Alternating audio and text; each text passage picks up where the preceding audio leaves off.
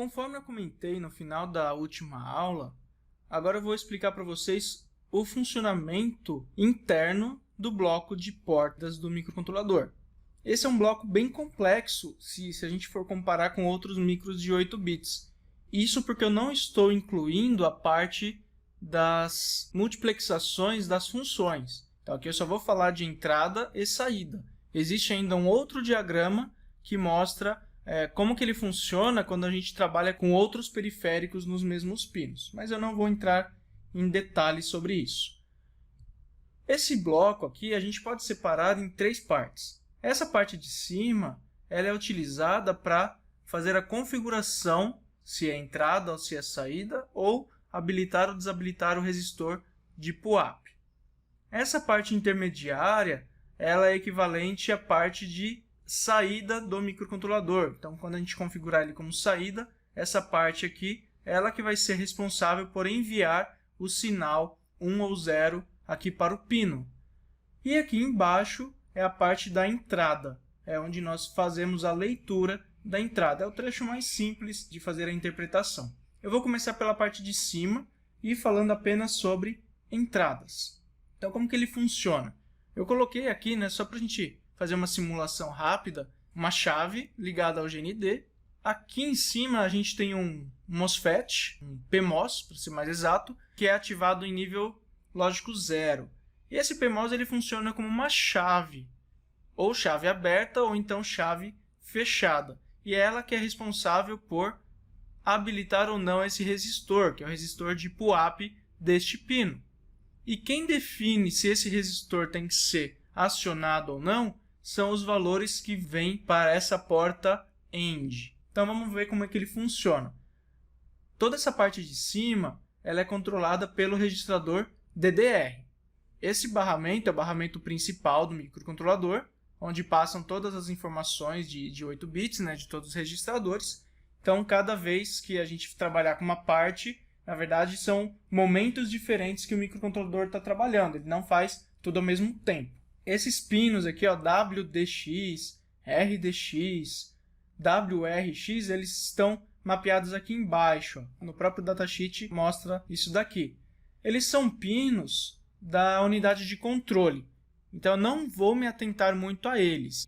Eles são acionados automaticamente pela unidade de controle nos momentos corretos. O que a gente precisa ter em mente agora é que quem controla todo esse módulo de cima é o registrador DDR alguma coisa. Relembrando, este é um registrador responsável por determinar o sentido de operação do pino. E como eu tinha comentado, quando o DDR de algum pino está em 0, significa que ele é uma entrada. Vamos entender o porquê que ele é uma entrada. Esse 0 ele vem para uma entrada de um flip-flop do tipo D. Você deve lembrar que um flip-flop do tipo D, ele simplesmente copia a informação da entrada e manda para a saída a partir de um pulso aqui no pino de clock dele. Então, o que eu tenho aqui na entrada desse flip-flop, eu registro na saída dele. Esse pino do flip-flop da saída, ele é ligado tanto nesse buffer aqui de baixo, que é um buffer de leitura. Então, toda vez que nós fazemos a leitura do registrador, a gente está lendo a partir desse bufferzinho aqui, ó. Tá ok? Ele também vai para uma das entradas da porta E, porém com uma inversora.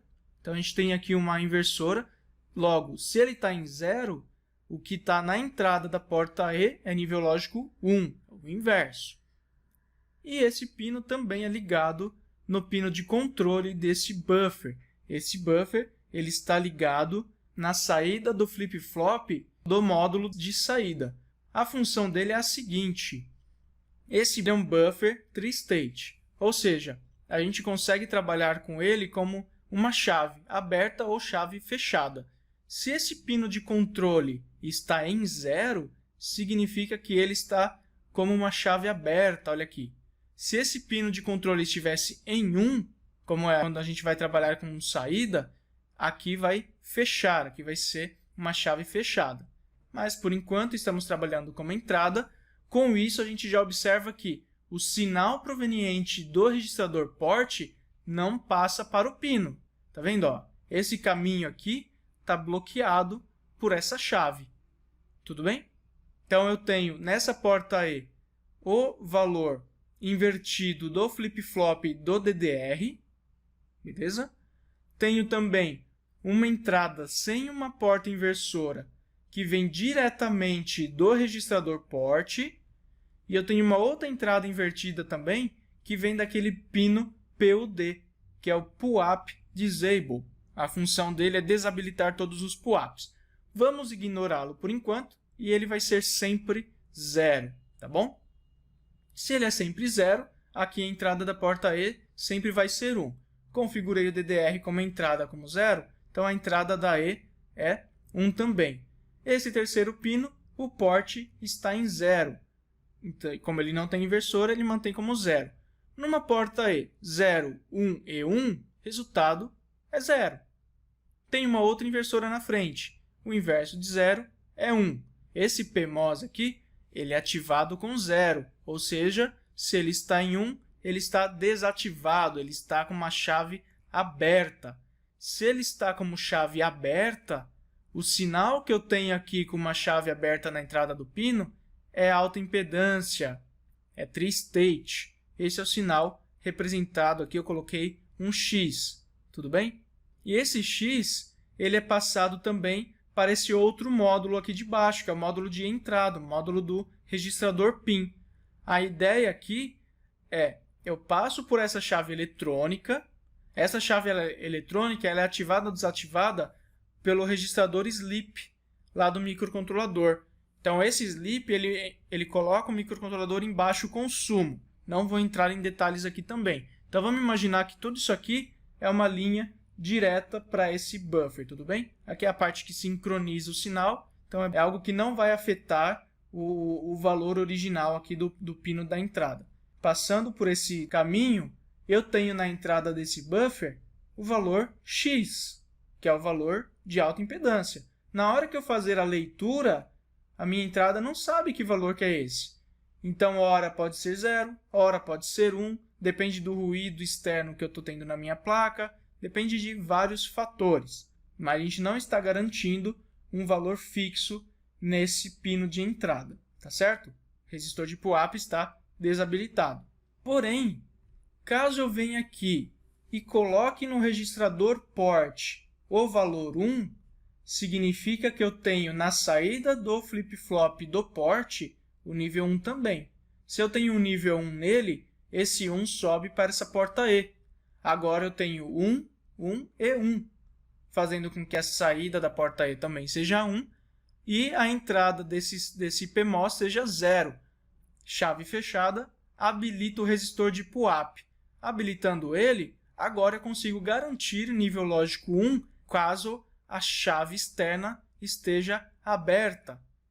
E o sinal que eu vou ler aqui no meu registrador PIN é exatamente o mesmo sinal que está no pino. Ele passa por esse caminho, passa pela chave eletrônica, passa pelo circuito de sincronia e vem para o buffer de leitura do registrador PIN. Se ele estiver em 1, o valor que vai estar fixo no registrador PIN também será 1. Caso eu fechar essa chave aqui, a história muda um pouquinho de figura. O sinal agora está em 0, independentemente se o resistor de PUAP está ativo ou não. Aqui eu vou ter nível lógico 0, como eu mostrei na aula falando sobre resistores de PUAP. E esse 0 é passado até o buffer de leitura do registrador PIN. Nota uma coisa, pessoal. Aqui está 0, mas antes do buffer está 1. Só que esse 1 ele não passou para a saída porque o nosso buffer intermediário do módulo de saída está aberto. Esse 1 ele serve apenas para ativar o resistor de PUAP. Lembra que eu comentei na última aula? Ou quando o registrador DDR determina que uma porta é entrada, o registrador port só pode habilitar ou desabilitar o PUAP daquela entrada.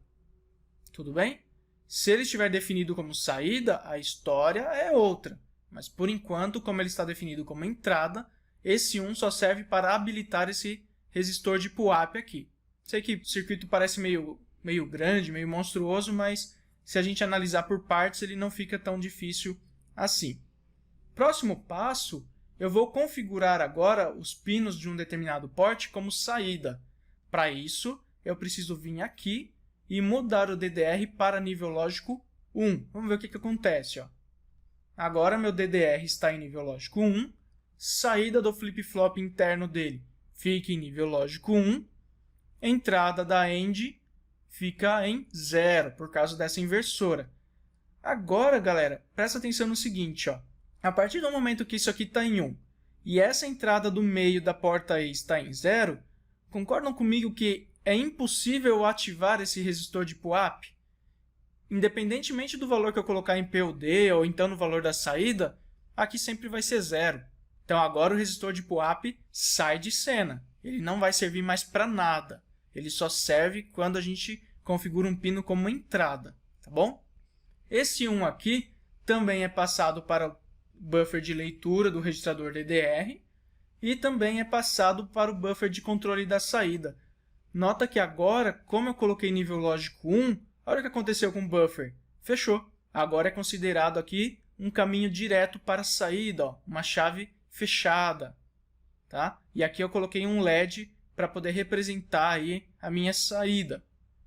Se agora ele é uma chave fechada, todo e qualquer sinal que vier deste flip-flop será passado para a saída. Então vamos analisar agora esse trechinho aqui, ó, de escrita da saída. O valor que vem do registrador port é gravado aqui, nesse fio. Só que aqui eu tenho um multiplexador. Esse multiplexador, por padrão, já explico o porquê, ele vai estar habilitado na entrada 0. Ou seja, é uma chave fechada entre esse fio e a saída, tudo bem? Eu estou definindo esse caminho aqui, ó. Então, a minha saída vai ser 0. Minha saída aqui sendo 0 é a entrada do flip-flop do tipo D, igualzinho o flip-flop aqui de cima. Esse 0 é passado aqui para a saída, que passa pelo buffer, que, por sua vez, vai para o pino de saída do microcontrolador. Além disso, esse 0, como ele está diretamente ligado ao pino, ele também passa pelo circuito de entrada. Então, eu posso vir aqui no registrador PIN e fazer a leitura do sinal que está no pino. Ó. Se eu fizer a leitura agora, vai ser 0. Caso eu venha e mude o valor do port, vamos mudar aqui, ó, vamos colocar ele em 1. Olha o que alterou. Agora está 1. Então, a saída do multiplexador também está 1, o que faz com que a saída do flip-flop também fique em 1 e a saída do meu buffer também fique em 1. Aí eu ativo a minha saída. Agora, a minha saída está em nível lógico 1. Não por causa do resistor de PUAP. Não é ele que está mandando o nível lógico 1 para cá. Quem está mandando esse nível lógico 1 é o buffer. E esse 1 também é passado para o circuito de leitura. Então, eu posso fazer a leitura do registrador PIN, que eu vou ler exatamente o valor que está no pino, que nesse caso é 1, mesmo sem ele ser configurado como entrada, não tem problema nenhum. Pessoal, agora tem um outro detalhe que eu gostaria de mostrar, que é o seguinte, ó. Observa que aqui no controle do multiplexador eu tenho duas portas. Essa porta E, ela vem do registrador PIN. Então aqui, ó, do jeito que está, o meu registrador PIN, se eu mandar nível lógico 0, é como se eu não estivesse mexendo em nada nesse trecho. Então meu multiplexador fica em 0. Porém, se eu vir aqui e colocar 1 no registrador PIN de um determinado pino, essa porta aí fica em 1, o controle da unidade de controle também vai ser 1, eu mando 1 para essa saidinha aqui, ó. Mandando 1 para cá, eu mudo a saída do multiplexador. Tá vendo isso aqui, ó? Em vez da saída do multiplexador vir dessa entrada aqui, agora ele está vindo da entrada 1. E eu coloquei aqui um ponto de interrogação. Por que isso? A partir do momento que eu coloquei o nível 1 aqui, a minha entrada do flip-flop do tipo D, ele está vindo, observa aqui, ó, ele está vindo de uma inversora que está ligada na saída do flip-flop. Ou seja, coloquei nível lógico 1 aqui, a minha saída está em 1, qual que é o valor que está na entrada do flip-flop? 0. Se está 0, quando a unidade de controle der um pulso para ativar esse flip-flop, o valor que vai vir aqui para a saída é 0. Aí aqui fica 0 também. A saída do buffer também fica 0. E a saída do pino também fica 0. A entrada aqui também fica 0, mas eu não vou fazer a alteração de tudo. Beleza? Pessoal, uma coisa que eu comentei no comecinho, mas só para reforçar. Eu estou tirando foto de momentos, tá? Eu não estou aqui falando que ele está funcionando de forma contínua. Eu estou tirando fotos de alguns momentos e explicando como que está funcionando aquele exato momento.